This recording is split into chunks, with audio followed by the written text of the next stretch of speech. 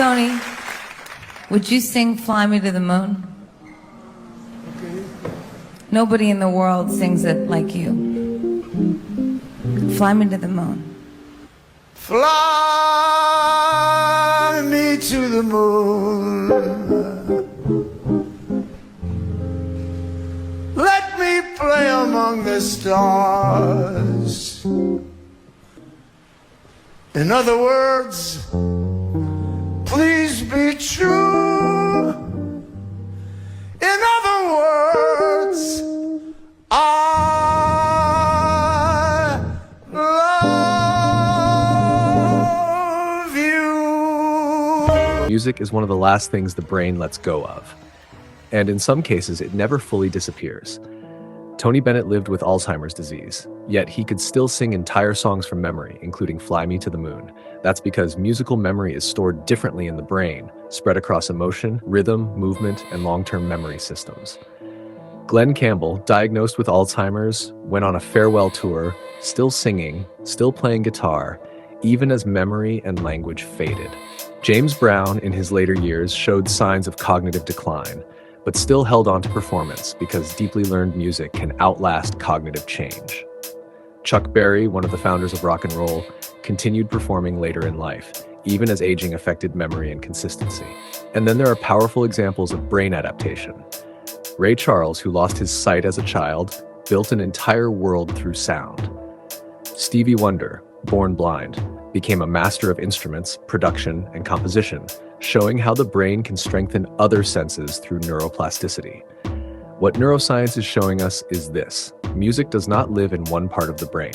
It lives across many systems, which is why it can sometimes survive when other abilities are affected. But this is important to understand. Just because someone can still sing or create or perform does not mean they are not struggling. Neurological conditions do not affect every skill equally. Memory can fade, speech can change, focus can disappear, while music or creative memory still remains. What looks like ability is often the brain using different pathways, not the absence of struggle. Preserved musical ability does not erase disability. It reveals how uniquely resilient the brain's musical networks can be. Witness the extraordinary bond between the brain and music. One of the most fascinating discoveries in neuroscience is that people living with Alzheimer's disease, dementia, and traumatic brain injuries can sometimes remember songs, melodies, rhythms, and even create new music when other memories and abilities have been affected. Research suggests that music is processed across multiple brain networks involving emotion, movement, rhythm, creativity, and long-term memory. Because these systems are distributed throughout the brain, musical abilities may remain accessible even when other cognitive functions decline. This principle extends beyond music. Many individuals with neurological conditions continue to create art, edit videos, produce films, write stories, create content, and express themselves creatively. These abilities should not be overlooked, discouraged, or dismissed simply because a person has a brain injury or neurodegenerative disease. Creativity and disability can coexist. It is also important to understand the lived reality behind this. Creating is not always easy. Even when these abilities remain, they can come with fatigue, inconsistency, memory issues, processing difficulties, and cognitive overload. Many artists with brain injury or dementia-related conditions continue anyway, not because it is effortless, but because creating is deeply tied to identity, meaning, and emotional survival. For many, art and music become more than expression. They become grounding, a sense of self, a form of stability in a changing mind, a way to feel useful, connected, and human when so much else feels uncertain. Research also suggests that continuing to engage in music, art, editing, filmmaking, writing, and other creative activities may help stimulate multiple areas of the brain involved in memory, attention, emotional processing, problem-solving, learning, and neuroplasticity. The brain's ability to adapt and form new connections. While these activities are not a cure, they can provide meaningful cognitive engagement, emotional regulation, self-expression, and a sense of purpose. A person's ability to create, perform, or express themselves artistically should never be mistaken for the absence of disability. Someone may excel in one area while still facing serious challenges with memory, processing speed, executive functioning, communication, fatigue, and daily living tasks. Instead of questioning a person's disability because of what they can still create, we should recognize the remarkable resilience of the human brain and encourage the skills, passions, and talents that remain. The goal is not to focus on what the brain has lost, but to nurture the pathways that still allow a person to create, connect, and be themselves. Music, art, storytelling, filmmaking, content creation, and creativity are more than hobbies. For many people living with neurological conditions, they are pathways to memory, identity, connection, purpose, and healing. Research and further reading. Preservation of Musical Memory in Alzheimer's Disease. Crystal et al., 1989. Why Musical Memory Can Be Preserved in Advanced Alzheimer's Disease. Jacobson et al., 2015. Preservation of Musical Memory Throughout the Progression of Alzheimer's Disease. Groussard et al.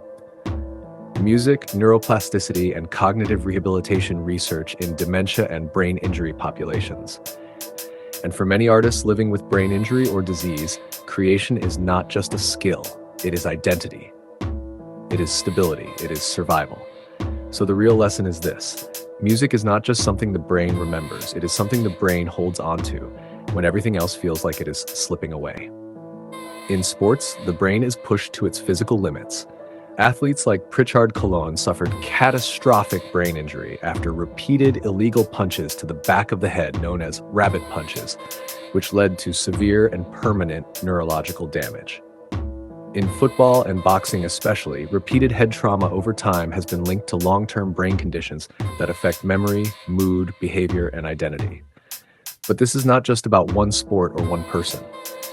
This is about how the brain responds to impact, repetition, and trauma differently in every individual. Musicians and athletes are often seen as completely different worlds, but neurologically they are not. Both rely on timing, rhythm, coordination, repetition, emotional control under pressure, procedural memory, trained skill memory.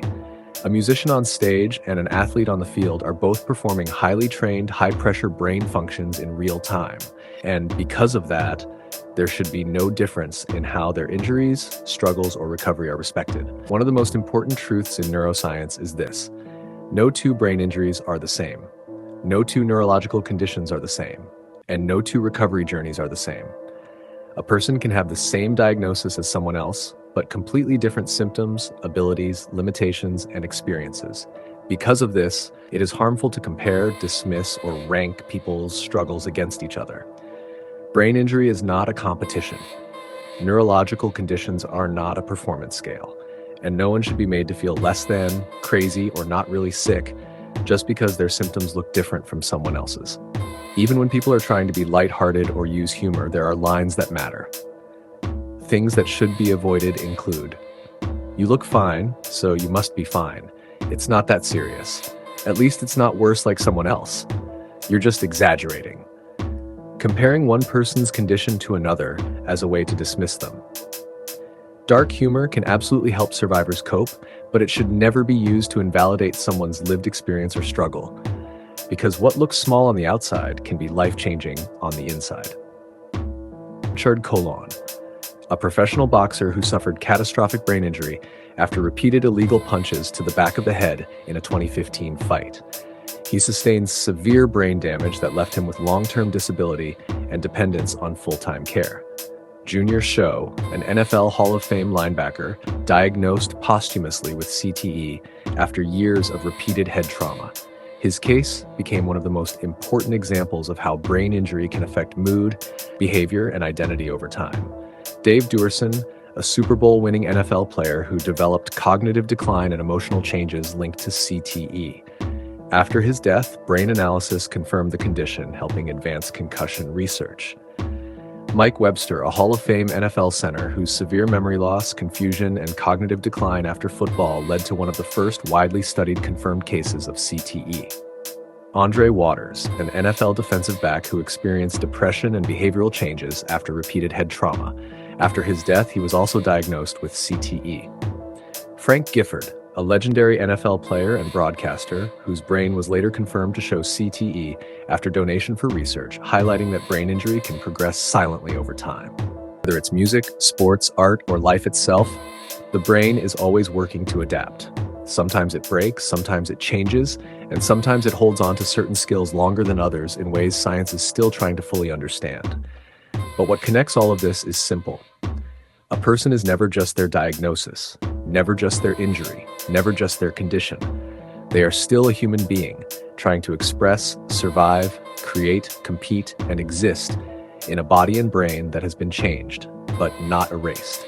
So whether it's a musician on stage, an athlete on the field, or anyone living with brain injury or neurological change, the goal is not comparison. The goal is understanding, respecting what remains, and never forgetting that behind every brain is a person still trying their best to live inside it.